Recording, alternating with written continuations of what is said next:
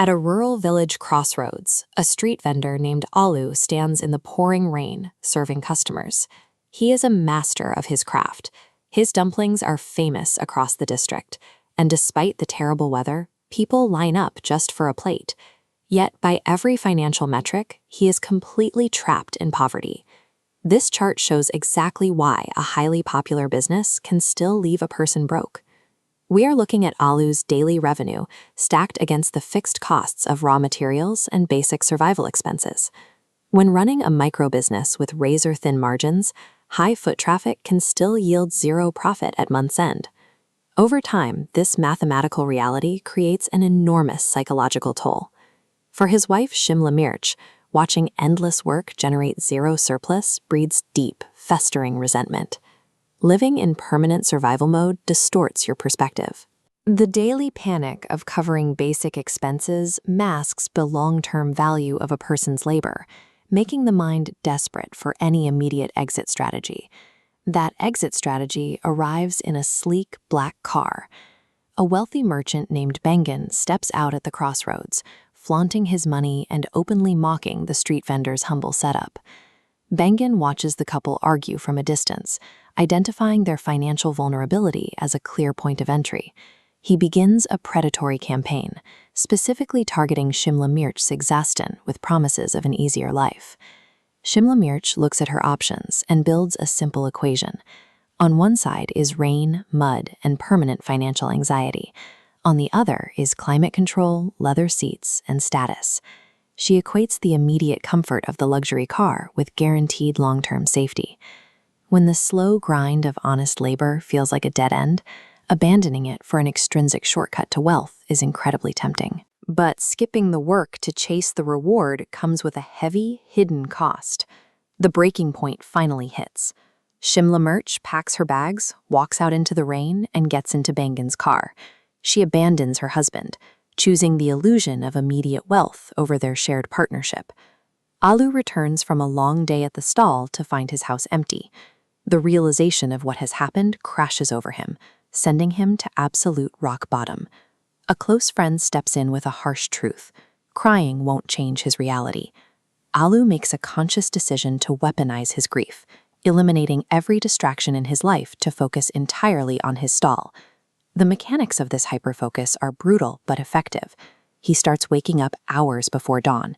He refines his recipes, demands fresher ingredients, and maintains absolute cleanliness. Because of this obsessive dedication, his tiny village stall becomes a regional destination. Severe personal trauma can act as a highly effective catalyst.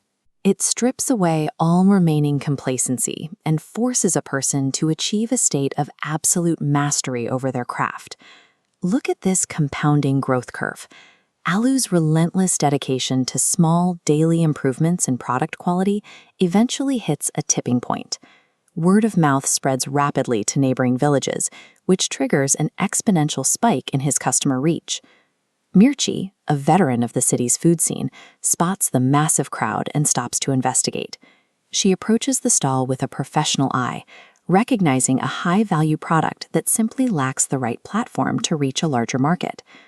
Mirchi makes an offer. Alu has already perfected the product. What he lacks is reach.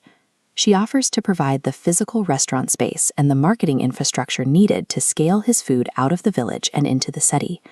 Alu accepts. He packs his essential supplies and leaves his safe, familiar village behind.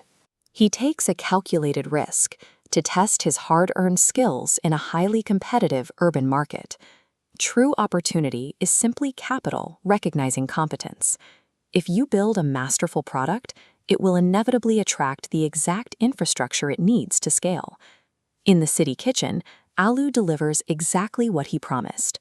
The exact same care and flavor that won over his village neighbors immediately conquer the urban demographic.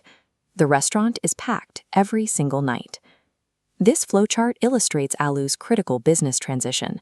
He refuses to remain a mere employee on the left, trading time for a flat wage. Because his skill is the engine, he leverages that value to secure a scalable equity partnership with Mirchi. This partnership allows them to replicate their success. They take the profits from the first urban site to fund a second, then a third. standardizing Alu's recipes to ensure consistency. This move transforms the single restaurant into a citywide franchise. Relentless, honest work acts as an investment that compounds over time. When applied correctly, it has the power to transform a micro-skill built on a street corner into a massive commercial empire. Meanwhile, Shimla Mirch faces a very different reality. Bengen's promises of luxury quickly evaporate. His wealth is entirely superficial, his loyalty is non-existent, and he soon abandons her. Left with nothing in a strange city, she is now trapped doing menial labor at a roadside diner, scrubbing other people's pots. It's a daily reality significantly worse than the life she originally fled. By chasing the immediate flash of Bengen's car, she abandoned the one person whose skills were building a secure future. One path relied on a static pile of someone else's money. The other relied on the unstoppable growth of a mastered craft. Money can purchase a temporary illusion of comfort, but lasting wealth, respect, and security cannot be bought or borrowed. They can only be forged through integrity, resilience, and the slow, honest mastery of your craft.